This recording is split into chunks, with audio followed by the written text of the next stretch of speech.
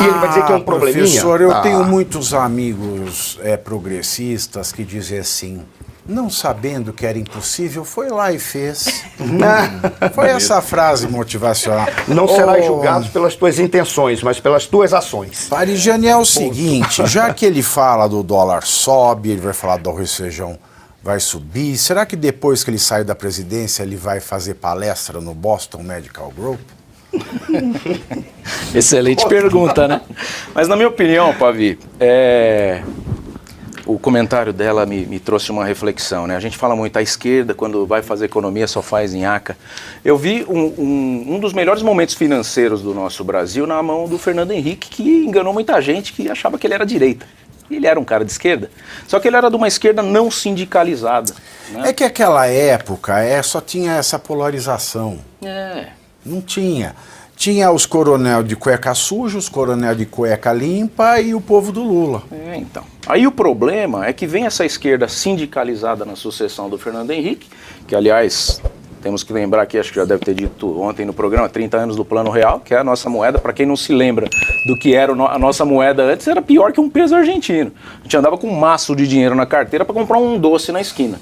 Então o real foi uma boa sacada, criticado demais pelo Lula, o Plano Real, para quem não se lembra, né, ele achava que não ia dar certo, então isso prova que na verdade, vou ser ousado no meu comentário, hein, o Lula não entende nada de economia. O primeiro governo dele foi bom porque ele pegou uma Ferrari andando, se é que a gente pode comparar o nosso país a uma Ferrari, das mãos do Fernando Henrique, que tinha acabado de virar a moeda. Era um cadetinho zero. Era um cadetinho, né? Era um cadetinho na época o cadete zero. era um bom carro.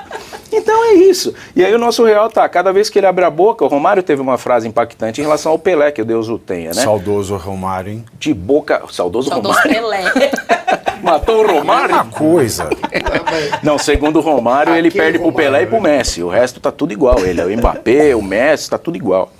E o Pelé de boca fechada era um poeta. E o Lula a mesma coisa, porque quando ele abre a boca, nosso real vai pro saco. Vou defender o Pelé. Quem não se lembra dele cantando ABC, ABC, toda criança tem que ler e escrever.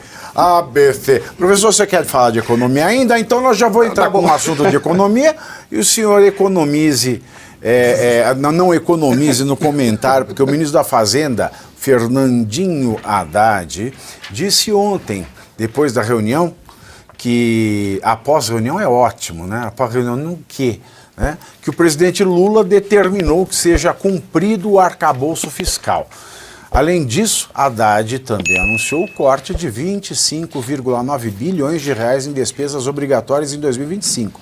Ou seja, 16,9 bilhões para a Lei Rouanet, né? E vamos cortar 25,9 bilhões, né? É menos da metade em despesas obrigatórias. Segundo o ministro, esses valores correspondem a um pente fino que o governo federal fez nos últimos meses para identificar benefícios e programas sociais que poderiam ser cortados. Eu vou começar só pegando um elemento do que o Thiago falou não aqui. Não precisa avisar, isso quebra o clima, faz de conta que é a mesma coisa. Mas foi uma coisa muito legal, quando você falou da inflação daquela época, eu vivi aquele momento em que nós íamos para o supermercado e nós procurávamos o indivíduo que ficava colocando os preços, aquela maquininha dos preços. Por quê? Porque nós corríamos para comprar ou pegar o produto no final do passe que ele dava. Por exemplo, ele começava num determinado ponto, todo mundo corria para pegar o produto no outro. Por quê? Antes de chegar o novo preço. Isso era infração de meia hora, 30 minutos, 20 minutos, seja o que fosse. Era assim. Isso foi o que trouxe de novidade. Quando você falou do Fernando Henrique, olha que coisa curiosa. Para mim, o Fernando Henrique, qual foi a razão pela qual ele teve tanta notoriedade? É exatamente isso. Ele é de esquerda, o Fernando Henrique. Sempre foi de esquerda. Por que ele teve tanta notoriedade? Porque na época em que ele governou, existia uma tal de terceira via que era lançada por um sociólogo chamado Anthony Giddens. O que o Giddens dizia? Nós temos que manter os sonhos do socialismo, nós de esquerda, com métodos do capitalismo, dos liberais, para nós tentarmos de alguma maneira produzir riqueza, e vem o Estado para dividir essa riqueza que nós não impedimos de ser produzida pelos capitalistas, o que é uma contradição e gera Lula. Porque o que o Fernando Henrique gerou foi Lula. Sim. Convenhamos? Ele ficou 8 anos, depois veio Lula. Essa é a grande questão. Porque para nós, quando a gente olha, esse foi o resultado do processo do que o Fernando Henrique fez, porque ele era de esquerda, sempre foi de esquerda, ponto. Tanto que eles tinham vergonha de dizer que eles eram marxistas lá na Universidade de São Paulo. Sabe como é que eles falavam para dizer que eles eram uma esquerda que limpinha? Nós somos marxólogos. O que é marxólogo? É o cara que estuda Marx para tentar entender se o Marx se adapta à realidade contemporânea. E aplicavam as mesmas porcarias, queira ou não queira. E um janjólogo é o quê? O janjólogo. O janjólogo. Quem é janjólogo? O Ciro falou do jangismo. Porque o jangismo... temos os janjólogos. O jangismo é a ideia de que o Lula não pensa mais. Quem está pensando por ele é a Janja, que não entende, por mais que seja socióloga, não entende sociologia e não entende economia, mas opina com base à preservação do poder do seu grupo. É isso que o Ciro estava querendo dizer, apesar de eu não ser eleitor do Ciro e não ter nenhum relacionamento mais afetivo com ele. Mas era o que ele queria dizer. Ela é socióloga. Ela entende muito de social. Mas o mais provável é que seja isso. Tem vários tipos de sociologia. Uma delas é viver no social. Mas quando você trouxe a questão do Haddad, do que o Haddad falou dos cortes, sabe qual é a razão pela qual o Haddad está falando isso? Não. Que ele quer acenar para o mercado aquilo que é a exigência do mercado, que haverá responsabilidade fiscal. Só isso. Então ele veio com essa ladainha dizendo, nós cortaremos mesmo que seja necessário, contrariando o que o Lula falou, que cortar não estava no plano dele, que tinha que arrecadar mais, razão pela qual cria-se impostos. Mas o Haddad precisa acenar para o mercado. Por quê? Porque o mercado está dizendo, se continuar nessa esculhambação, vocês falam que continuam gastando, mas não vão cortar, nós não vamos mais fazer investimentos e nós vamos tirar o nosso dinheiro daqui. Porque o mercado trabalha assim. Esses cortes vão ser sentidos na CUT? É possível, né? Também é um item importante, né? Cuidar da CUTES. Olha, o que tem de CUTES não é CUTES, é Central Única do Trabalhador. É verdade. Me confundi. Olha, Pavio, sobre essas falas do Haddad, o que me chama a atenção é a distância, né, do discurso para a realidade. No papel e com a fala do ministro é tudo muito bom, é tudo muito virtuoso. Olha, o governo pretende cortar quase 26 bilhões de reais em despesas obrigatórias, um pente fino nos gastos dos últimos meses, encontrar os excessos para serem cortados. Tudo isso é muito positivo. O grande problema é que o governo vai na direção contrária. Está inchando os gastos. Na transição já derrubou o teto de gastos, fez com que fosse aprovado o arcabouço fiscal, tudo contribuindo para a piora das contas públicas. A esplanada dos ministérios foi turbinada, saímos de 23 para 38, agora já são 39 ministérios do governo. Qual foi o último criado? O dos portos e aeroportos, do empreendedorismo, né? Que eles fundiram para acomodar o Fufuca no esporte, teve uma manobra, né? Entra, né? Ele fez um ministério emergencial, o do Rio Grande do Sul. Não, mas aquele é o governador biônico, né? Mas tem status de ministério. Indicado por quem? Ele tem status de ministério. Exatamente. Não foi liberado dinheiro para o Estado, mas para isso foi. Então, por mais que o Haddad declare tudo isso para tentar acalmar o mercado, e pode até conseguir pontualmente provocar essa baixa no dólar, o governo vai na direção contrária de tudo isso. A prática está muito distante do discurso. Tudo que o governo está fazendo vai na contramão disso, ampliando ministérios para acomodar aliados, promovendo mudanças no arcabouço fiscal para tirar qualquer tipo de amarra aos gastos públicos. Teve uma manobra mais recente que é, para mim, vergonhosa, aquela da conta de luz. A gente falou disso aqui no programa, a tentativa de empurrar para o consumidor brasileiro na conta de luz o prejuízo que vai ter a empresa dos irmãos Batista, que adquiriu uma série de usinas hidrelétricas quebradas que estavam tomando calote da distribuidora de energia do Amazonas, e aí, numa canetada... Vamos colocar aqui fake news. É? O ministro de Minas e Energia falou que é mera coincidência. É verdade. Foi coincidência. Também importante. Foi sem querer querendo que a MP foi aprovada. É verdade. O governo teve essa infelicidade. Vou corrigir então. O governo sem querer querendo. Teve uma infelicidade porque logo depois da venda dessas usinas... Coisou. Deu na mesma semana que o governo repassou essas usinas quebradas para a empresa dos irmãos Batista, e aí veio uma medida provisória que transfere esse prejuízo para a conta de luz dos brasileiros. Esses 150 bilhões vão ser pagos pelo consumidor brasileiro. Então, por mais que o ministro diga tudo isso, pode até provocar uma calmaria temporária, mas o que importa é que o brasileiro não se esqueça de que o projeto não é esse. Nunca se esqueça que desse mundo... Agora, o Lula, como bom velhinho, não se esquece de ninguém. seja vivo ou seja morto, a comissão sempre vem. O presidente Lula Lelé decidiu recriar, mas de novo, gente, não cansam disso aí. Eu não aguento, mas foi na Dilma, agora de novo. Ele decidiu recriar a comissão especial sobre mortos e desaparecidos políticos na ditadura. Tá? Na ditadura. Não, mas peraí. A comissão foi... Não era na ditadura. Na ditadura, no regime militar de 64. A comissão que foi criada na Dilma foi extinta a comissão em 2022, durante o governo do Jair Bolsonaro, e agora ele quer recriar a comissão. Comissão do quê? Pode subir isso aí.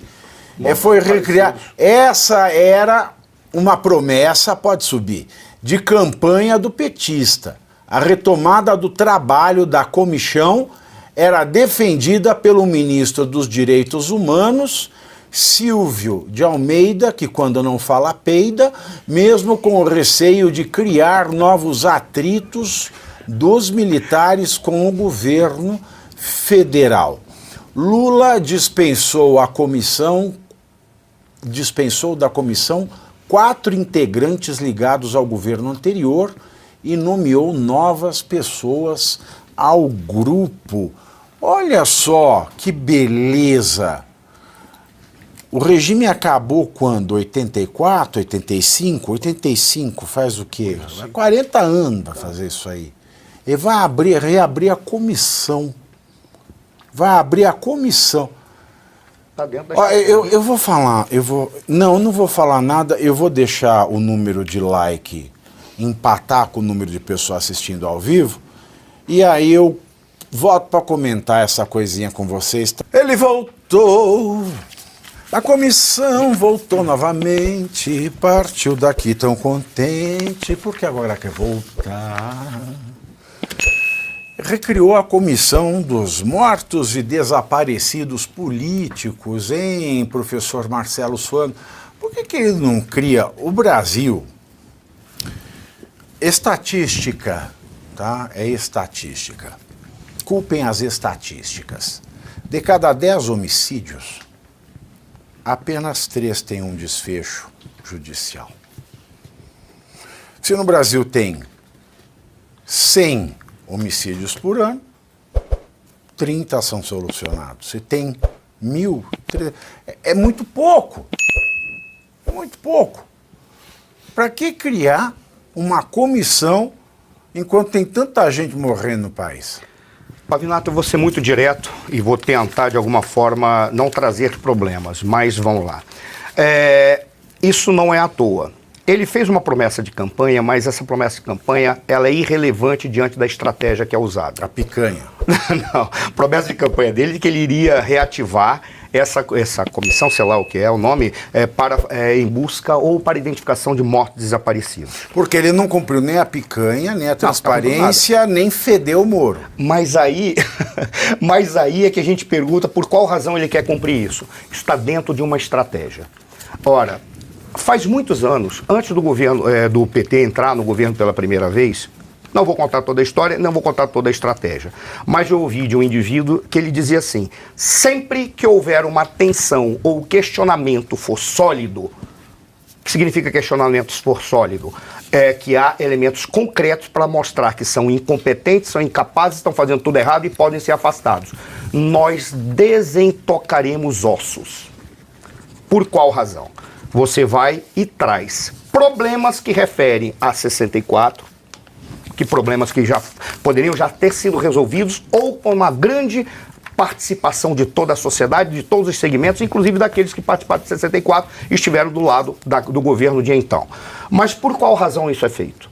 É uma maneira de colocar na reativa ou em silêncio quaisquer instituições, entidades ou personalidades que possam, de alguma forma, manifestar o seu descontentamento em relação ao que está. Aí eles ficam reativos e passam o tempo inteiro esperando para ver o que será desentocado junto com esses mortos ou com esses ossos. Faz parte da estratégia. É interessante também que quando você observa, você diz assim, mas espera aí, Onde é que vai achar osso 40 anos depois? Tem um cemitério de Perus, alguma coisa assim, que foi localizado, que ali havia a possibilidade de serem indivíduos que desapareceram durante o período que vai de 64 Perus. até Perus, eu acho Perus. que é. Acho que é Perus, é Perus, é Perus, né? 64. Mas Perus, 64. Que maravilha. É como se em Perus não tivesse nada. Que maravilha você está falando isso, mas olha que coisa importante para nós. Como se não tivesse vendedor de cocada em Perus. Ou seja, que ossos mais recentes podem estar por ali. Mas tudo bem. Qual é a grande jogada que tem? Tentar colocar o período de 64 como se fosse uma obra de arte de 200 anjos que caíram do céu. Eles esquecem que aquilo foi uma contra-revolução, que havia uma revolução que estava sendo preparada. Se alguém tiver dúvida, por favor, consulte Eduardo Jorge, consulte Fernando Gabeira. E eles podem, e vários outros que assumiram que em nenhum momento eles estiveram a favor da democracia. Eles queriam se contrapor àquele regime que foi implantado em 64 para impor uma ditadura. E aquele regime que foi implantado em 64, ele foi uma contra-revolução. Ele não foi uma revolução, veio a pedido do povo. O povo que estava assustado com as medidas que estavam sendo implantadas. Mais um detalhe. Por que eles fazem isso? Porque eles têm o hábito de dizer que esses que estão aí no governo foram os caras que restauraram a democracia. Mentira! Quem restaurou a democracia no Brasil foi um conjunto composto por militares e civis que fizeram um planejamento de redemocratização lenta, gradual e segura para acalmar todos os ambientes que poderiam radicalizar, seja de que forma fosse, à direita ou à esquerda. Mesmo porque, até mesmo o AI-5, que eu repudio, digo aqui de barato, foi uma reação a quase 2 dezenas de atentados terroristas que aconteceram no Brasil, que produziram mortes. Mortes do lado da população, mortes do lado daqueles que estavam no governo. Deixando claro que logo depois da assunção de Sua Excelência, o então presidente Castelo Branco, havia um planejamento de fazer automática e rapidamente um processo de redemocratização, tanto que eles convidaram um cara chamado Samuel Huntington para vir aqui no Brasil tratar das suas teses de redemocratização de regimes que tinham sido implantados em resposta a tentativas de golpe de Estado da esquerda. Era um processo de redemocratização. Antes da década de 70 já era para ter sido redemocratizado. Estava no planejamento dos militares. E aí começaram os atentados terroristas. O que eles fazem? Eles tentam, de todas as formas, colocar na reativa e calados todos aqueles que, neste momento, possam estar querendo se contrapor ao governo atual diante de todos os abusos que ele tem cometido e os erros administrativos. Eles vão procurar os corpos de quem, por exemplo, o grupinho da Dilma matou? Foi no ponto que eu queria complementar. Se é para fazer uma identificação, uma verificação de todos os corpos, se houve 476 pessoas desaparecidas no período do regime ao lado da esquerda, que esse é o número que se apresenta, aproximadamente isso, uma morte já é o suficiente para causar indignação. Mas são 476. Não vou comparar com os regimes comunistas. O que eu vou comparar é, pelo menos, quase 200 desapareceram por ações da esquerda. Sejam por justiçamentos, seja por atos terroristas. Peguem o livro do Fernando Gabeira e lá ele deixa muito claro no livro dele que eles iam torturar o embaixador americano. Ou seja, tudo é acusado de um lado. Voltando, olha que coisa interessante. Nós estamos debatendo esse tipo de ação, desvia a atenção daquilo que é o essencial. Por que eu quis levar adiante? Porque o que é essencial é as bobagens que esse governo está fazendo, que está quebrando o Brasil. Ao trazer temas como esse, o que ele vai produzir? Em princípio, calar a boca de toda a caserna. Por qual razão? Porque a caserna se sente indignada. Caserna são os militares. Indignados quando ofendem a sua honra, dizendo que aquilo foi por um ato deliberado dos militares. Não foi. Foi um processo político que foi se desenvolvendo, se transformando, se adaptando. Tanto que o grande construtor da democracia no Brasil são 2 nomes em especial: Ernesto Geisel e Golbery de Couto Silva. Esses foram os grandes reconstrutores da democracia no Brasil. E enfrentaram, inclusive, o lado mais incisivo dos militares. Foi uma tentativa de golpe em 77 que foi dado por quem? O general Frota. Sabe quem é o general Frota? O tio-avô do Alexandre Frota. Mentira! Não me conta, é verdade. Ele segurou. Eles dois seguraram o golpe que ia ser dado no Ernesto Geisel, tá que de tentou brinks manter comigo. o processo de redemocratização. Então esses caras vêm querer fazer isso é palhaçada e é uma tentativa estratégica de calar toda a direita nesse momento. Você sabe que eu vi esses dias na página do Felipe Campos, um beijo pro Felipe Campos, faz tempo que eu não vejo o Felipe, eu vi que o Frota queria pegar o bombeiro da Eliana. Eu vi esse post. Você viu? Foi o Felipe que postou. Foi o Felipe que postou. Quer apagar o fogo do bombeiro. Quer apagar o fogo do bombeiro da Eliana. Ai, meu Deus do céu. Pra você ver, né? O que é o tempo, hein, professor? O que é um tempo. Agora, o Geise Arruda. José Arruda da Unip. Vamos lá. Unip, bem lembrado. Não, quem conhece não esquece. Jamais, em Minas Gerais. No Brasil também, nós temos muito estupro. E as maiores vítimas não são mulheres, são meninas, crianças. Os casos de estupro no Brasil já são subnotificados. Acredita-se que um pouco mais de 10% dos estupros ocorridos chegam à autoridade policial, que muita gente tem vergonha, não quer fazer, porque é um parente, etc. Desses 10% que são notificados, apenas 1% leva à cadeia o estuprador. 1%. 1%. Ao invés de esse governo que está preocupado, fazendo fake news, falando que a pele do aborto é a pele do estupro, gastar montando esta comichão, porque isso é comichão. É comichão na sambiquira. Não tem outro nome. Tem sim, é oxiurus. É oxiurus. Por que eles não dão uma olhadinha nessa questão do estupro? É uma excelente pergunta, né? Nós temos problemas muito mais sérios, muito maiores no nosso país.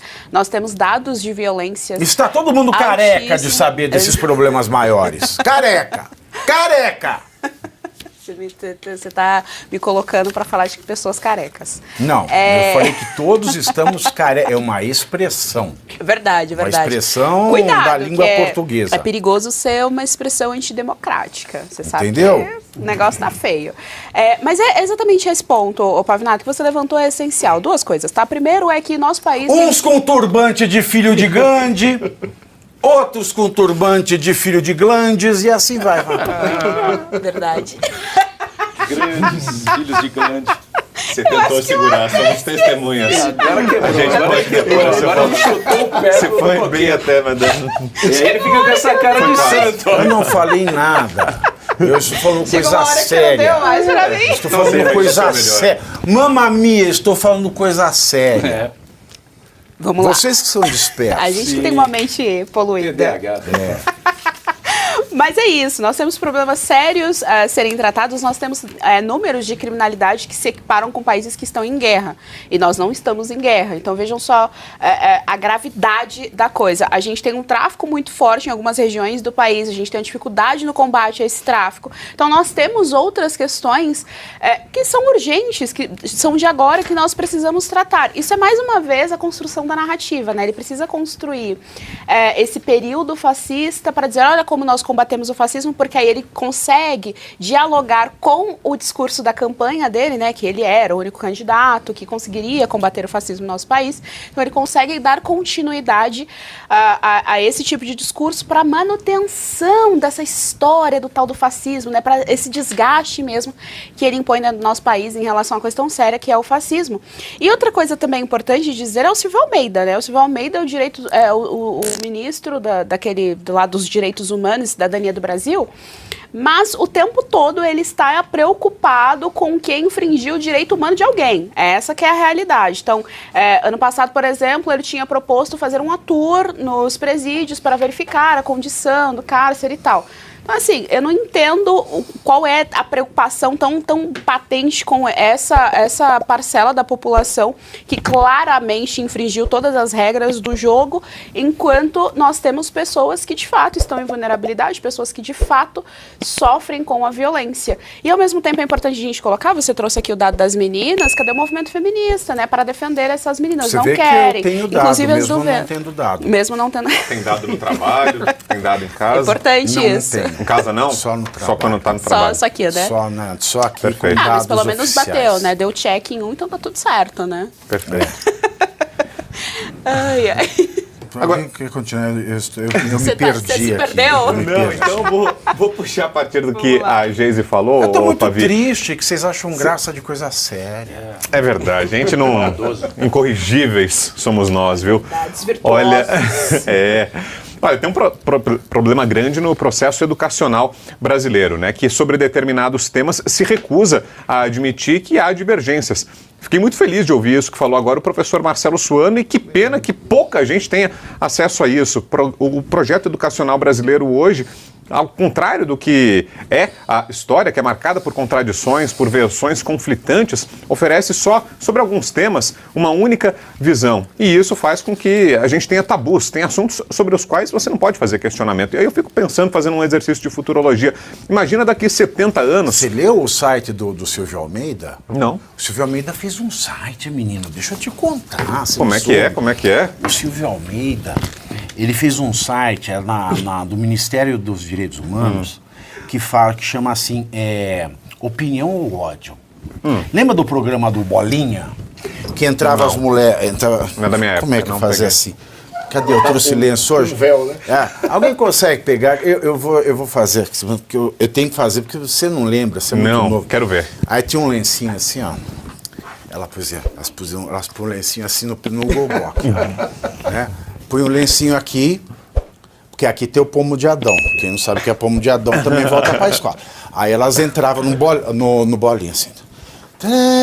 Elas são de marcianas. Vou te amarrar na minha cama. Aí elas paravam enfileiradas assim, uma atrás da outra. Aí você ligava de casa. Tinha que adivinhar. Aí ele falava, é ele ou ela? Era assim. Aí o site, menino, deixa eu te contar o resto. Deixa eu contar o resto. Não, não pode, hoje não pode mais. Não, mas o Ratinho fez. Eu lembro da versão do mas Ratinho. o ministro vai pegar ele. Aí o site, menino, deixa eu te contar. Ele escreve as frases que é ódio ou opinião. Quem E classifica? perguntar se é ele ou ela é ódio. Ah, não. O Silvio Então, Almeida. Então, o Bolinha seria. O Silvio Almeida não Caramba, podia mais ter tava lá bolinha no hoje. ódio. Pois é. Então, e daí eu fico me perguntando, daqui 70 anos, você imagina só, quando os alunos brasileiros forem estudar o que aconteceu, por exemplo, em 8 de janeiro de 2023. Será que as apostilas vão trazer que foi o golpe de 23? E se trouxerem, vai ser só isso? Será que esses alunos não vão ter nenhuma versão conflitante? Não vai ser apresentada uma outra explicação sobre o que aconteceu? Então, o que me garante que hoje, em 2023, estudando os livros de história, o que aconteceu em 1964, mas não só isso, em qualquer outro período, não tem nenhuma divergência? Foi exatamente aquilo. Acho que o que deveria ser apresentado aos estudantes seriam as diferentes versões. Por exemplo, essa explicação brilhante que trouxe agora o professor Marcelo Suano e que é simplesmente soterrada e excluída do nosso universo educacional. Há verdadeiros tabus na educação. Tem conflitos, por exemplo, sobre que dia foi descoberto o Brasil. Será que foi dia 22 de abril? Sobre o 7 de setembro? Foi nessa data a independência? Sobre várias questões. Né? Se Tem foi descoberto essa ou história, não. se foi descoberto, se é só uma exploração. Pois é, mas há um filtro, né? Um verdadeiro filtro. Então, acho que, por mais danosa que seja uma medida como essa, por mais que seja um gasto de recursos públicos, funcione também como uma cortina de fumaça para o governo federal, é bom que ela traz à tona esse assunto, porque criou-se também um outro conceito que soterra tudo isso, que é o conceito de revisionismo histórico. Ou seja, qualquer questionamento que você faz sobre um fato histórico já é classificado como revisionismo, que é uma versão diferente do negacionismo. É como se você fosse um herege, alguém que está afrontando o processo histórico. E acho que não é bem assim. Questionamentos são bem-vindos. Ô, Tiago, a gente tá assim em todo canto. Agora tem o movimento cristão também, né, que fala que Paulo de Tarso, descobriram que Paulo de Tarso perseguia cristão antes de fundar as primeiras comunidades cristãs, e aí ele é traidor, eles estão tentando cancelar a assinatura da Bíblia. Estão tentando cancelar a assinatura da Bíblia porque descobriram que Paulo de Tarso perseguia cristão antes de se converter ao cristianismo. A vida é assim. É a banana comendo. As pessoas descobrem. Tem muita gente esperta hoje em dia, muita gente inteligente que faz dossiê. Você acha que Paulo de Tarso ia escapar dessa? Ontem eu ouvi uma expressão de um policial civil que ele falou assim, tá faltando trouxa no mundo, porque esperto tá cheio. Então, tá faltando produzir trouxa. Mas o que eu tenho a dizer em relação a isso, os demais componentes aqui não falaram essa parte, foram muito técnicos, uma aula a gente teve aqui, o Vitor Cirúrgico também.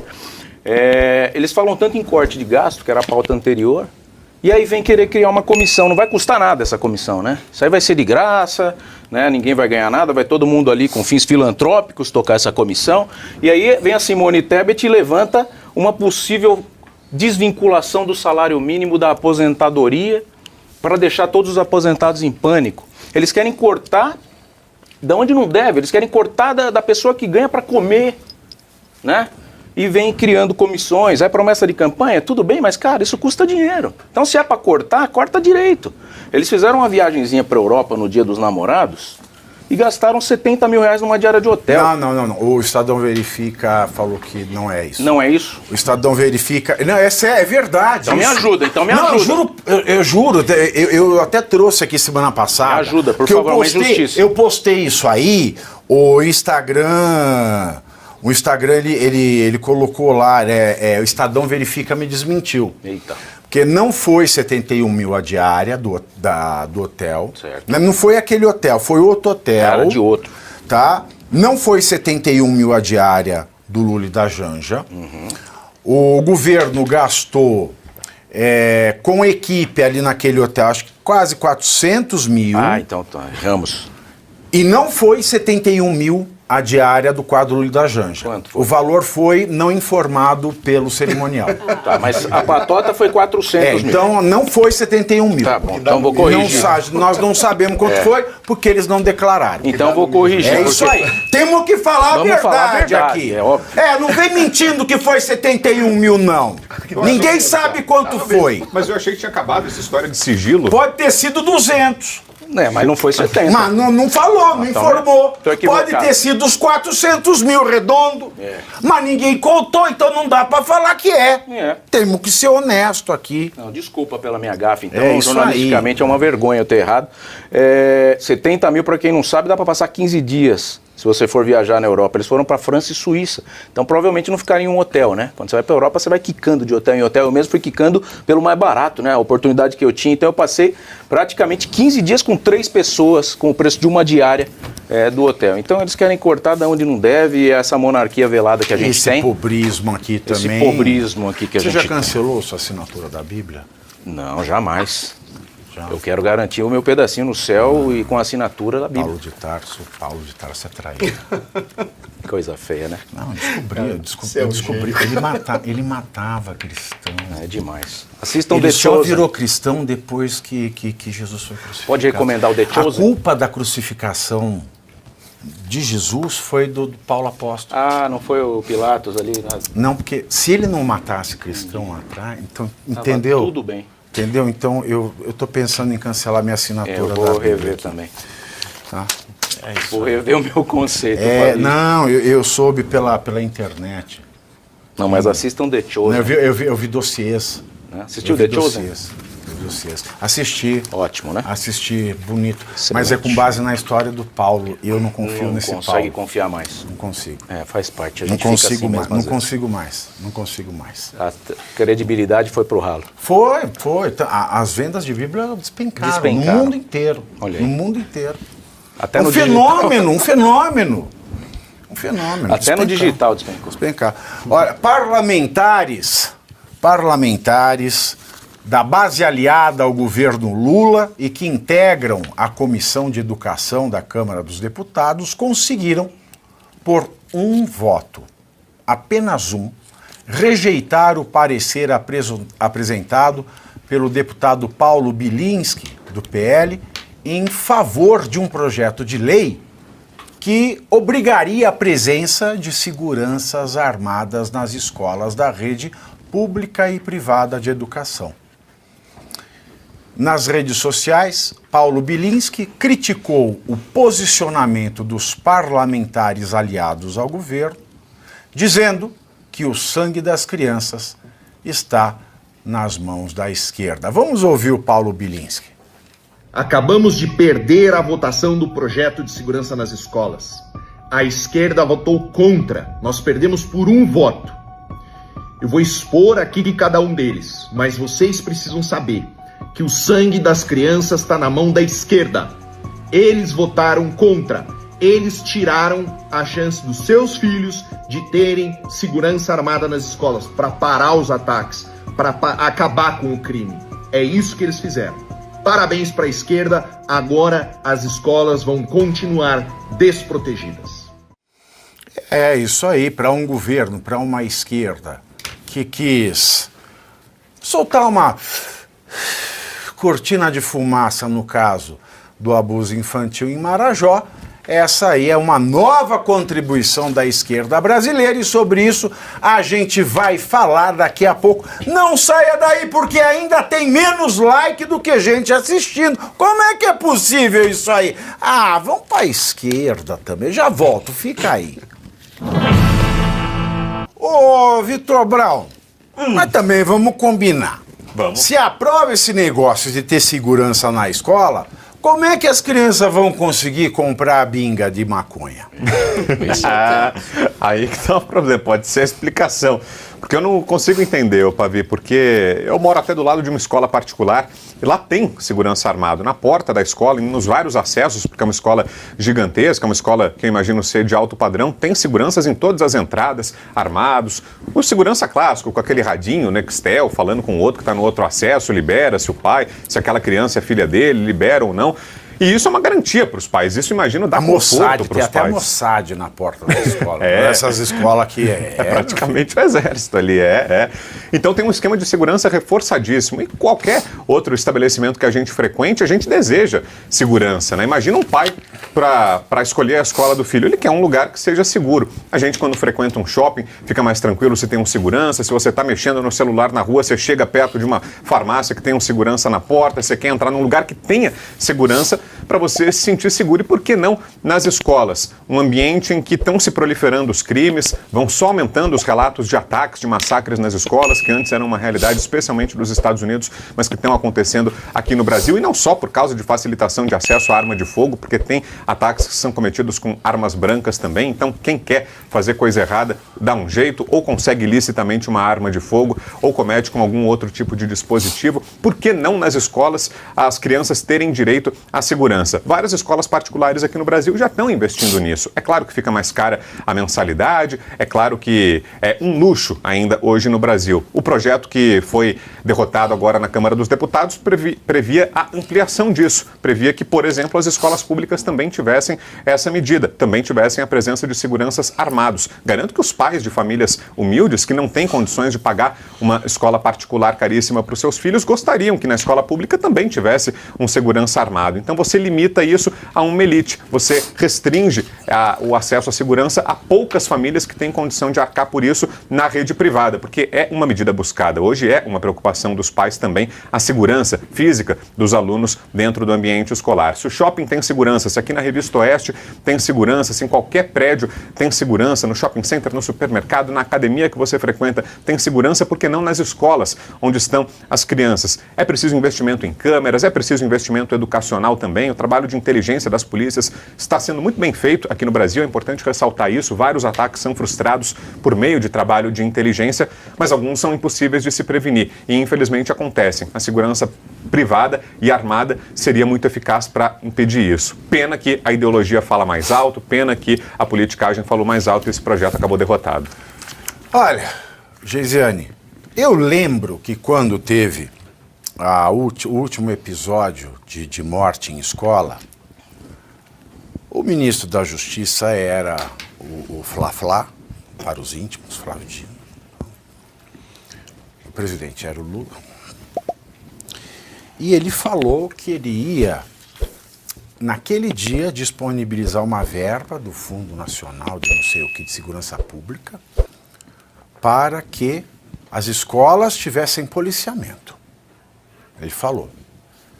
Aí você pegava e dividia pelo número de escolas do Brasil, só as públicas, descartando as particulares, não dava para você colocar metade de um guarda o dia inteiro numa escola. é uma coisa sensacional. E aí? Não vai contra aquilo que foi prometido? Ah, mas quem prometeu foi o Lula? Olha, eu ia falar exatamente do Flávio Dino, muito bem lembrado. Mentira. Muito bem lembrado esse fato. Você está colando. As nossas mentes estão trabalhando juntas, unidas. É capaz de ser um ato antidemocrático também isso. Mas veja só, olha que interessante essa pauta pra gente. A gente sabe que a esquerda o tempo todo tem dentro do seu vocabulário a educação. Então, o Lula, a gente falou essa semana passada, que ele vai fazer mais pela educação. O tempo todo esse homem está falando de educação. É uma palavra que não sai da boca dele, não sai da boca do petista, e não sai da boca da esquerda. O tempo inteiro eles estão batendo nessa tecla da educação. E aí, quando a gente tem um projeto que vai efetivamente ter uma ação de proteção a essas crianças, né? Porque se por um acaso acontecer algum tipo de ataque, você tem ali alguém para que não aconteça uma tragédia com crianças, como já aconteceu aqui ano passado no nosso país, e aí simplesmente a esquerda vota contra. É importante a gente lembrar à nossa audiência que o Paulo Bilinski, ele era delegado, então assim, ele não é um homem que não entende da área de segurança pública.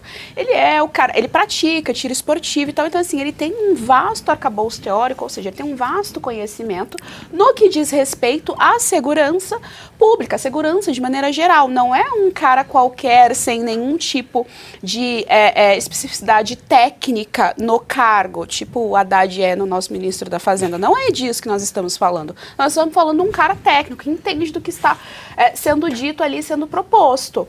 Então, assim, a primeira coisa por que raios a esquerda está se contrapondo a um projeto de segurança para as crianças? E aí, já caminhando aqui para o final do meu comentário, acho importante a gente lembrar para a nossa audiência o seguinte. Quando aconteceu um ataque numa escola, agora eu não lembro exatamente, mas foi lá no sul do país, não sei se foi em Santa Catarina, agora minha memória falha, e o Flávio Dino era o ministro da Justiça na época, e ele fez uma associação com o assassino da escola com o 8 de janeiro. Tá? Na época estava aquele burburinho a respeito da PL da censura nas redes sociais. Então ele fez essa associação e ele falou com todas as letras, tá? Que é a mesma matriz de pensamento, por exemplo, ele chamou de assassino de crianças e que são a mesma matriz de pensamento. Que mesma matriz de pensamento? Que une aos manifestantes do dia 8, e a gente sabe que tem muita coisa para falar do dia 8, não vou me alongar aqui, mas ele fez essa associação, né? Ele equiparou pessoas manifestando em prol de liberdade, em prol de não ter uma pessoa descondenada na cadeira da presidência, com um cara que friamente assassina crianças. Então vejam só vocês como a canalice da esquerda é muito grande quando ela precisa usar as crianças como vítima. Quando nós precisamos de fato defender as crianças porque elas são de fato ali frágeis e precisam de defesa, aí eles se opõem. Então assim, é sempre só da boca para fora. Na hora da prática, nunca é efetivamente aquela ação para quem ele diz que defende. Se você fala alguma coisa, tem hoje o Gabinete do Inferno, que foi criado pelo Lula, né, no primeiro dia de governo, que é a Procuradoria Nacional da Defesa da Democracia, que ele deu lá para o Jorge Imbecias, que é o AGU, que é advogado-geral da União, mas ele combina muito mais com a rima do AGU, né, o cargo de processar pessoas que criticam o governo. Isso no Conselho de Europa tem uma diretiva nova desse semestre que passou, que chama isso, a sigla inglesa, de SLAP, S-L-A-A-P, que é Strategic Lawsuit Against... SLAP com 2 P's, aliás. Strategic Lawsuit Against Public Participation. São ações judiciais estratégicas contra a crítica pública. E o Brasil, ele institucionalizou aquilo que o Conselho de Europa chama de movimento ditatorial. Todo mundo que critica é processado. Eu, pelo menos, esse inferno aqui, desse imbecil do Bessias, me pede 300 mil, porque eu atingi a moral do governo. Ele me pede 300 mil, né? Imagina, logo eu, A esquerda disfarçada.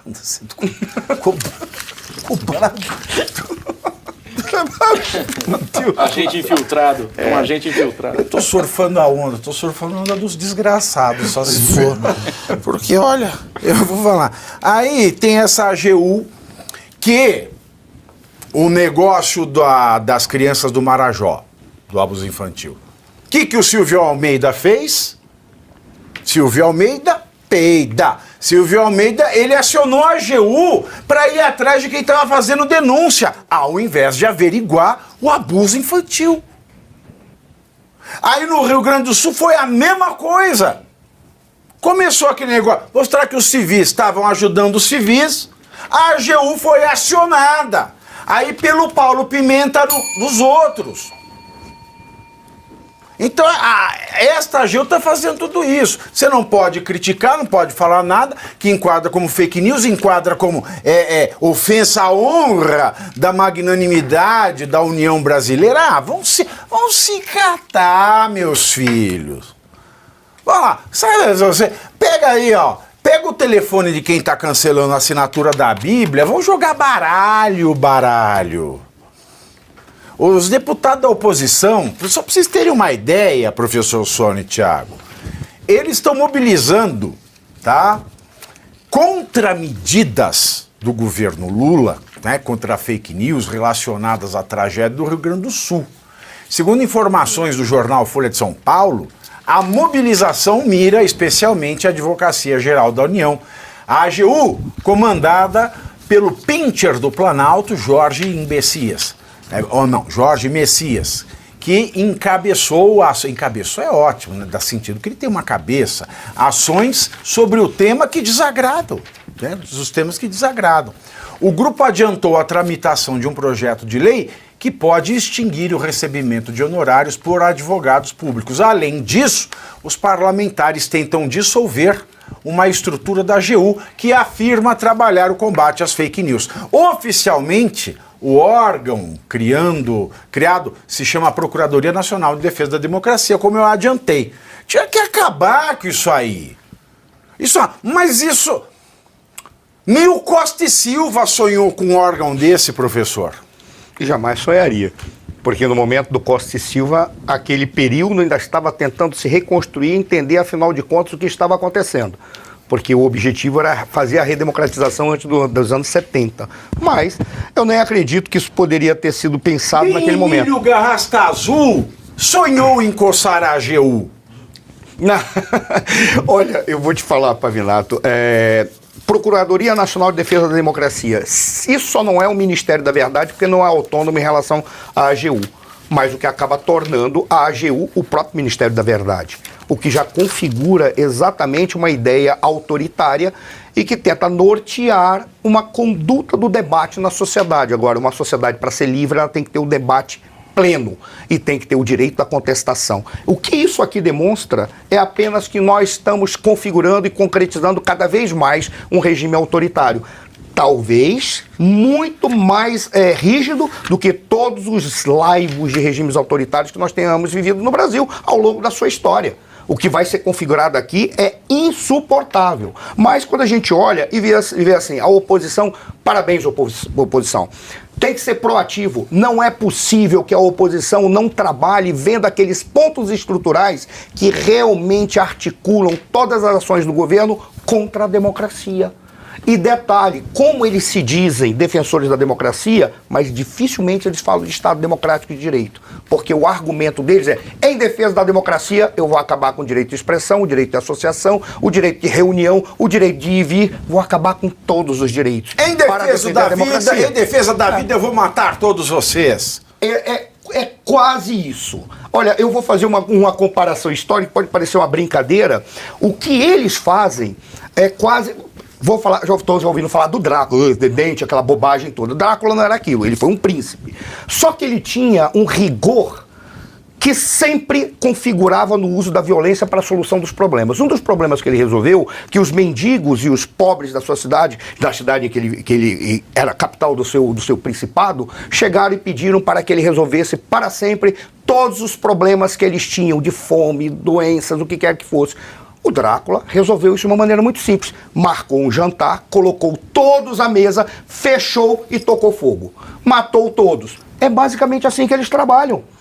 Eles falam, para resolver os problemas, como é que a gente faz? Para, em defesa da democracia, mate-se todo aquele que é contra o que nós falamos, que é a democracia. O Lula falou basicamente ontem, é isso. o Lula falou ontem, nós vamos pôr para arrebentar e só vai ficar quem gostar da democracia. É exatamente isso. E detalhe, e eles se acham no direito de dizerem que são os defensores e os reconstrutores da democracia no Brasil. Aqui tem a liberdade. E quem for contra eu prendo e arrebento. Essa Procuradoria Nacional, ela não pode existir.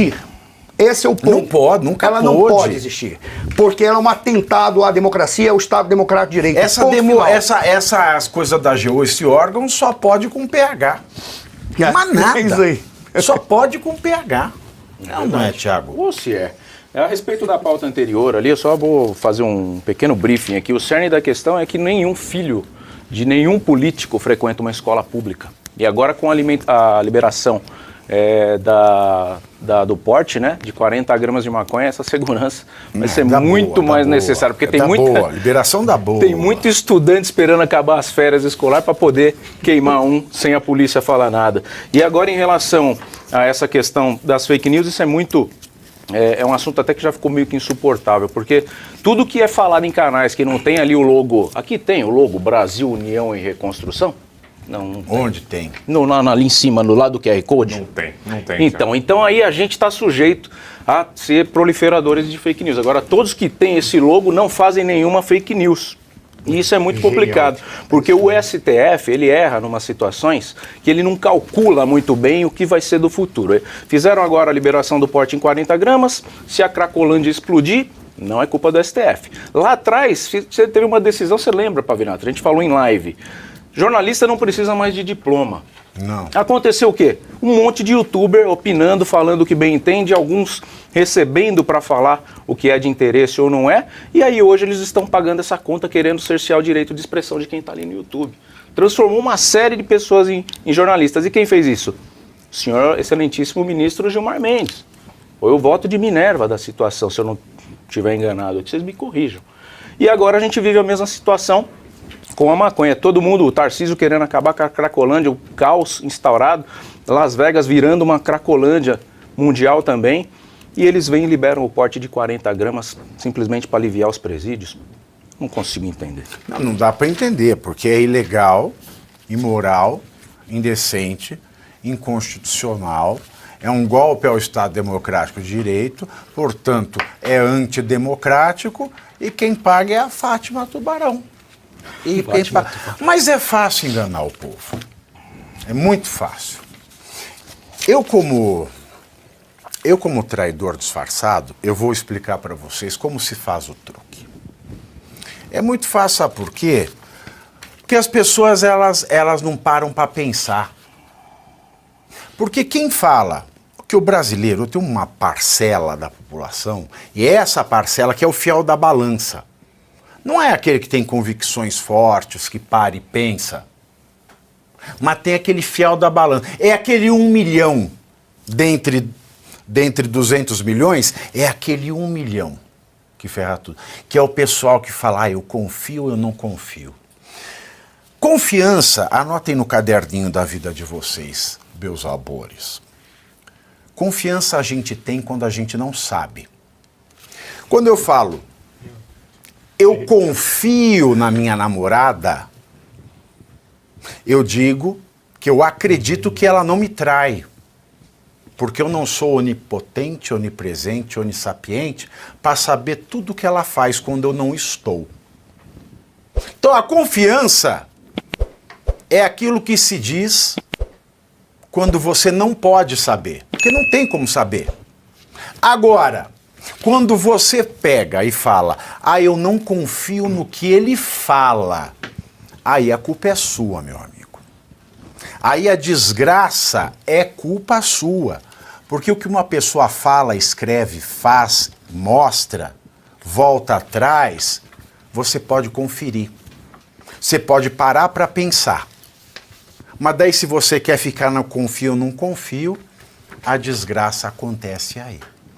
Estou errado, professor Suano? De forma alguma, raciocínio maravilhoso. Pois é, e deixa eu falar para vocês aqui, ó, dar o nome dos 3 primeiros que assinaram, e foram muitos, dezenas. Boa. Tá? Os 3 primeiros que assinaram a Revista Oeste e ganharam um exemplar autografado, já vou autografar ao final do programa, foram Paulo Rogério Ascar Pereira, foi o primeiro que assinou às 14 horas 13 minutos e 10 segundos. Excelente.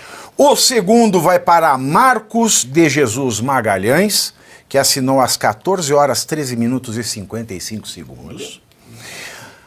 A terceira que assinou foi Priscila Beltrame Formaggio, às 14 horas 14 minutos e 9 segundos. E eu vou dar uma lambujinha, vou dar um quarto de presente para o primeiro que fez assinatura anual. Tá? Então, como eu estou com um coração bom hoje, o quarto é Lino Tadeu Vidal, que fez a assinatura anual às 14 horas 16 minutos e 10 segundos. Parabéns a vocês. Muito obrigado, Tiago, pela presença. Obrigado, Geisiane. Obrigado, professor Marcelo Suano. Obrigado, Vitor Brown. Sabe por quê? Porque são 16 horas e 2 minutos. Então repita. 16 horas e 2 minutos. Tem tempo para um presentinho? Claro, me dê. Antes de mergulhar nessa loucura da política, lá no YouTube, quem puder seguir lá, Tiago Parigiani. Sem coleira. Antes de mergulhar nessa loucura, eu fiz essa biografia que é de um grande atleta brasileiro, Vanderlei Silva, o Mike Tyson brasileiro, para quem conhece MMA. E tá lá disponível na Amazon as últimas unidades. Quem puder, edição de colecionador. Então está aqui. Aproveite, esse é presente do Pavivi. Eu vou lhe dar de presente esse meu aqui também. Obrigado a vocês. Eu fiquei muito feliz depois que eu fiz a conta hoje. E notei que os coléricos, e notei que os estridentes, os histriônicos, os sem Cristo no coração, os que cancelam Bíblia, na nossa audiência, são apenas 0,07%. Nós temos 99,93% de pessoas de bem. Muito obrigado. A maioria é silenciosa, né, Pavivi? Não é, isso exatamente. A maioria é silenciosa. Costuma ser assim, né? É sempre assim. É sempre assim. E isso é cristão também. Não alardear. Muito obrigado. Fiquem com Deus e vejo vocês amanhã, ao vivo, aqui no canal da Revista Oeste, às 14 horas. Tchau, tchau.